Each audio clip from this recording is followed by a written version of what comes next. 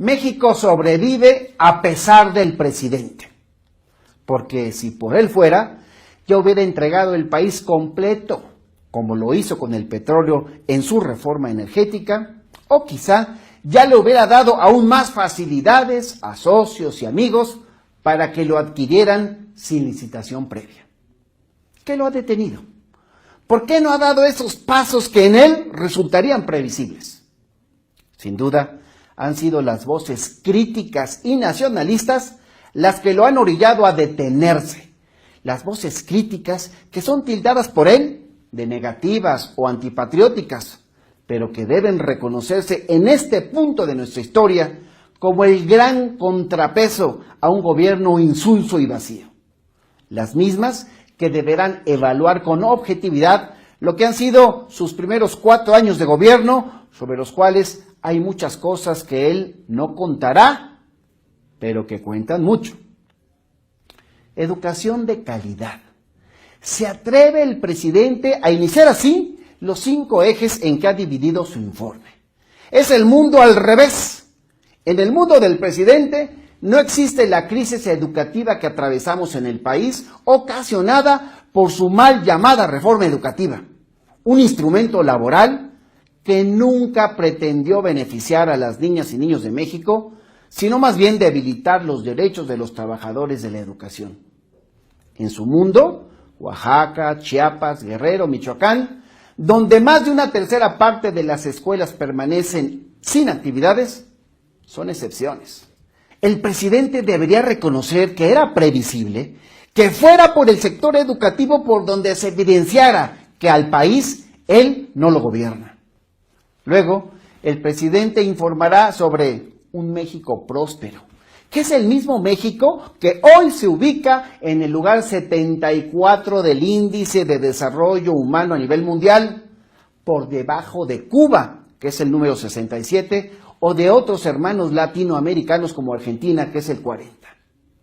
En el país próspero de Peña, la deuda es un detalle sin importancia, pero quienes recordamos cómo el PRI endeudó al país en otros tiempos, sabemos que la deuda es apenas el principio del dolor de muchas familias.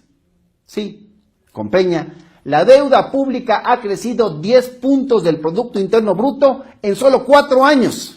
Desde López Portillo que eso no sucedía a ese ritmo.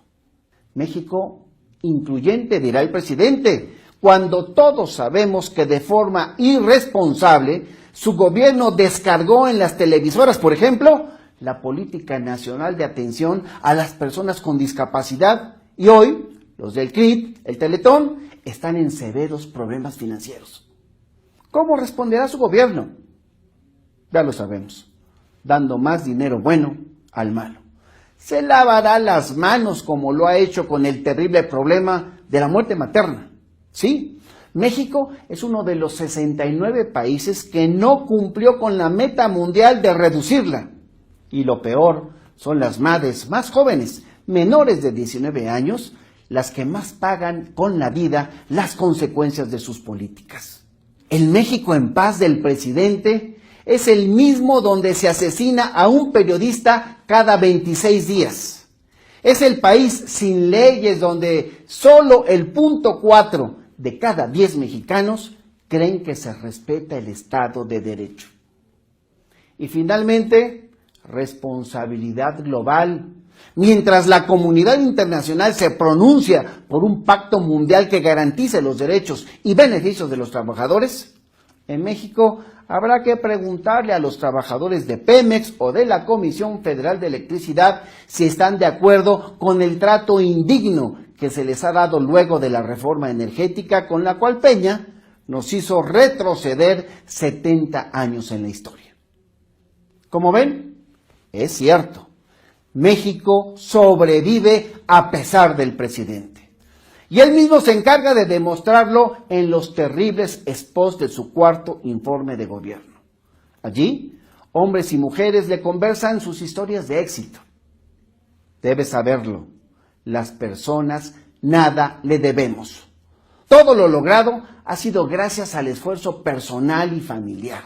Porque ya lo sabemos, si fuera por él, no saldría nunca de esas lujosas oficinas de los spots. Oaxaca, mi estado, es un ejemplo.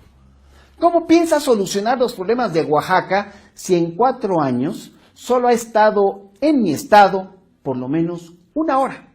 1 hora en 4 años. Eso lo dibuja de cuerpo completo. Para ser presidente y gobernarlo de verdad, trabajar de cerca con la gente, parece que no cuenta, presidente Peña Nieto, pero cuenta mucho.